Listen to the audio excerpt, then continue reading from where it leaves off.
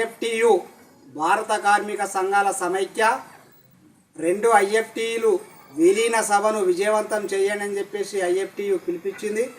IFTU విలీన సభ కొత్తగూడెంలో ఉన్నది. కాబట్టి ఈ ఐఎఫ్టియు ఇంతకుముందు వేరు ఉండే ఇప్పుడు ఈ ఐఎఫ్టియులో విలీనంగా అవుతున్నారు. అందులో భాగంగానే 18 తారీఖు జనవరి 2025న చెలో కొత్తగూడెము అని చెప్పేసి పిలుపు ఇవ్వడం జరిగింది. ఈ యొక్క సభకు కార్మికులందరూ పెద్ద సంఖ్యలో పాల్గొని ఈ సభను విజయవంతం చేయాలని చెప్పేసి ఐఎఫ్టీగా మేము కోరుతా ఉన్నాం. కార్మిక లోకానికి విజ్ఞప్తి చేస్తూ ఉన్నాం. అట్లాగే కార్మికులకు 4 లేబర్ కోడ్లు తీసుకొచ్చింది నరేంద్ర ప్రభుత్వం. ఆ నరేంద్ర మోడీ ప్రభుత్వము ఈ 4 లేబర్ కోడ్లలో కార్మికులు అడిగే హక్కు కోల్పోతున్నారు. ఈ కార్మిక హక్కులు ఉరితాలుగా నరేంద్ర మోడీ ప్రభుత్వం చేస్తూ ఉన్నది.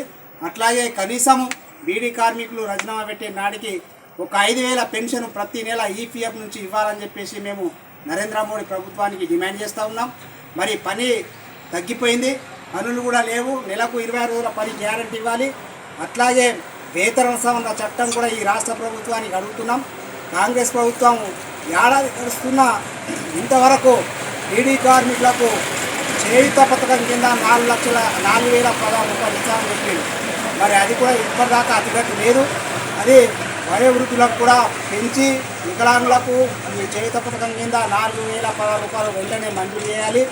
అది అసెంబ్లీలో బడ్జెట్ పెట్టి కేటాయించి జీవో విడుదల చేయాలని చెప్పేసి ఐఎఫ్టీగా మేము ఈ యొక్క కాంగ్రెస్ ప్రభుత్వాన్ని రేవంత్ రెడ్డి సర్కార్కు డిమాండ్ చేస్తూ ఉన్నాం.